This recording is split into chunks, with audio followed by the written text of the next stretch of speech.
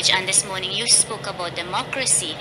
And yes, democracy has a lot of challenges. And so we saw recently, I think it was just 2 weeks ago, our government spoke about implementing a sugar tax. And somebody may say that's not democracy. You're forcing people here not to use sugar. But when you speak about policy reform, sometimes you have to do what you have to do. I agree with you. So therefore, you are speaking from the point of view of policy one, practice. What about gender? Gender is an issue. Yes, it is. Gender is an issue because, and also ethnicity and race is an issue also because if you observe, there are certain ethnic groups, and I will not say ethnic groups. There are certain racial groups that there are some diseases that are common to them. However, with globalization, we are finding things are evening out. Yeah. For example, I have some friends from Guyana, and I say, oh, those Indian people in Guyana probably have a lot of diabetes. And he said, no, he said, everybody eating the oily foods, the sahina and the pylori, and everybody getting diabetes now. So you can't say... You can't say ethnic anymore because it's well, I got to use the word globalization because it is what we have accepted, and there's one thing to ask us to pay a health surcharge. It is demanded of me by the government, but I'm paying health surcharge, and those folks who are eating whatever they want and doing whatever they want, I am paying for them. Yes. And if I say to them that they need to stop eating so and so, they will say that I'm out of place. But yet I am paying for them. I have at the end of the month I have to pay for them. So this is part of the unfair thing, and this is why I think that being a health educator and demanding of people to be more healthy, I think it is a very, very good thing. Now, what inspired you, apart from you recovering from illness, what was really the inspiration behind you deciding that this is a way I want to go? Because you're doing a master's in public health also. What is the driving force? Husband tell you have to do that? No. I am by nature. I came from a primary school environment. I was a primary school teacher, and I remember at 17 I started, and my principal said this girl has a talent, a natural educator. And when I got sick, I stayed home. I stayed home. I also had a baby, and I found out about this program, public health. It's online.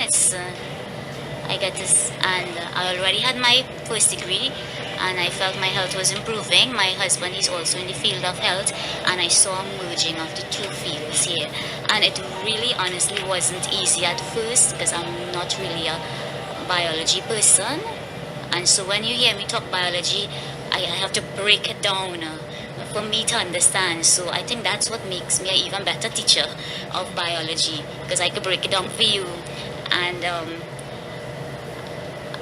I struggled, but I'm enjoying it. How do you count fulfillment in what you're doing? Well, just to know that what I'm doing is making a difference. And I would say it's also heartening, because when I go out and I see so much and so much experiences that I see happening to me, that I could help young people and help others not experience what I went through, I feel fulfilled. I feel this is what God has called me for. He pulled me through this, and He's pulling me through it to help others. So you are going where you're doing this in schools, in public, where you're doing this whole consultation and things like that. It's for now. It's with schools, as you say, with large groups, with employees, with the public, the radio, the newspapers, wherever I get the opportunity magazines to share what I know and to make a statement. So your job description is not only for that institution. No. Your job description carries you into the public. into Yeah. the public. So it's not advertising. although some advertising would get Oh, get yeah. in. So Oh, it's, yeah. yes. I see Sister Alison, who is a health professional, also want to ask you some questions. Why you say Mr. Top? Yeah. Yes, I am listening, and it's very interesting. And I know one of the ways, if we appreciate, because we beautify our bodies on the outside and we don't appreciate what's happening on the inside because it's not visible. So it's good that somebody is saying we must pay attention, because what is going on, what you're putting into your body, and what is affecting your body from the outside is what you're becoming on the inside. And so, it's good to hear that somebody is educating people, and because without knowledge, my people perish. Yes. And the people of God even are not paying attention to what's happening on the inside of them. Once they beautify the outside, then the inside is not important until we end up with the pastor having to pay for health surcharge for us to get free medical attention. So I'm happy you were on the program before, Thank you. and I was attacking you hard. Well, with hard questions, I mean. But here we are coming back to the same time of Carnival, and I know Yes. you were addressing things that we don't issues. look at. Yes. How living in a certain way affects our even our way of thinking, our way of worshiping God. So it's good to have you back on the program. Thank you, Sister Alison. So is there anything else in particular that you want to advise women this morning in particular, because we're coming up to that time again, Yes. and I know you've gone a whole step further now, you're actually employed. Yes. Well, bringing up that woman's issue might raise a hornet's. Well, you don't need to go deeply We wouldn't into go it. deeply into it. But today I specifically came to talk about something that Pastor and Sister Alison would have spoken about, and that would have been the health surcharges. And why is it fair for me to pay taxes for you to drink and To do what you want with your body. want? It's not fair. And they have said that the solution to all the health problems is not more hospitals, is not a cure for any disease, it's not another vaccine, it's not another tablet, but it's simply lifestyle changes. And we're talking about globalization as well. And I brought up the issue of the sugar tax, and we know sugar is bad. It goes without saying there is a clear link between sugar and diabetes. Some people might argue, well, it's the meat, it's the oil, and it is comprehensive, but sugar is linked to diabetes, and that is the fact. And from a global perspective, the incidence of diabetes, when I say incidence, you get diabetes, it's higher in the developed countries because there are more fast foods, things are more readily available, more sodas, the lifestyle is different. You have a more sedentary lifestyle. You don't have it's not as whole grain as we might have it here. Although I can't really say too much good things about Trinidad, but with media influences, we are becoming like them. Yeah. So what is happening is that in the U.S. There is a high incidence of diabetes, but the mortality rates are less than 5 persons per 100,000. While in the Caribbean, the incidence of diabetes is less.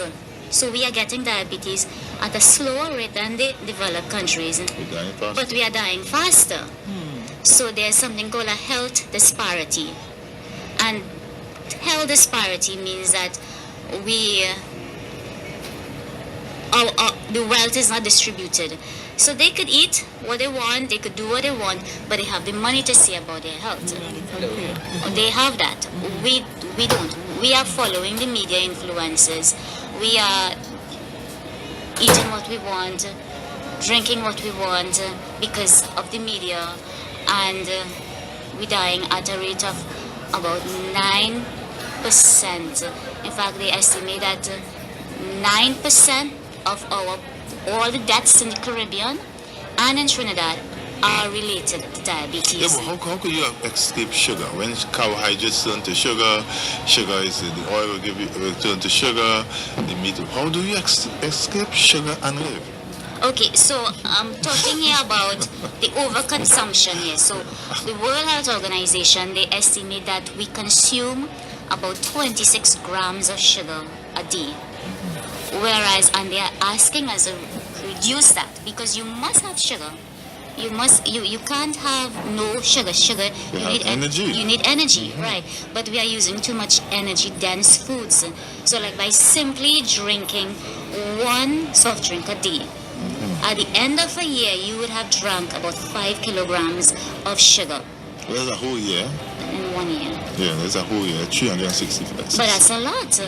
That is a lot. That's a lot. And if you were to take out, okay, let's say for breakfast you have some cereal, you have some milk, you have maybe you have a donut. Or a muffin. I want to talk Trini. What we eat on the road on our way to work. Salad roti. Or doubles. Or a Salad doubles, roti. and a red solo. Right. And well, of course, the oil is linked to The diabetes as well. But I'm talking here specifically about sugar. If you add up the sugar that you eat, particularly what would have happened during Christmas.